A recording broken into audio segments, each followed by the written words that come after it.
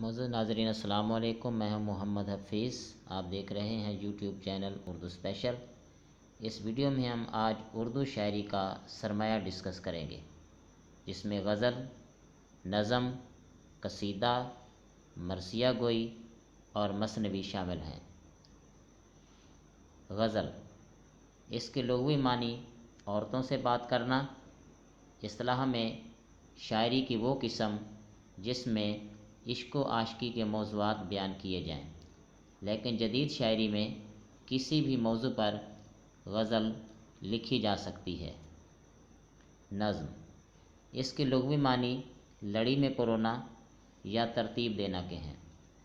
نظم میں موجود تمام اشعار کا مرکزی خیال ایک ہی ہوتا ہے، یعنی پوری نظم کا موضوع ایک ہی ہوتا ہے جس کے گرد پوری نظم گھومتی ہے۔ قصیدہ، یہ ایک مسلسل نظم ہوتی ہے جس میں ممدوح کی تعریف یا مذمت کی جاتی ہے۔ قدیم شعراء بادشاہوں کے قصیدے لکھ کر انعام حاصل کرتے تھے۔ مرثیہ گوئی، کسی مرنے والے کی توصیف و تعریف کا ذکر بڑے حسرت ناک انداز میں بیان کرنا یا کسی جنگ یا لڑائی کا حال بیان کرنا مرثیہ گوئی کہلاتا ہے۔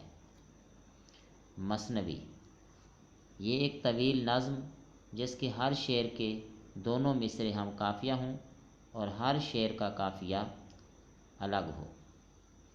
معزز ناظرین، اگر آپ کو اردو کے حوالے سے ہماری یہ ویڈیو پسند آئی ہو تو ہمارا چینل سبسکرائب کر لیں تاکہ آپ کو اس قسم کے معلوماتی ویڈیوز آپ تک بر وقت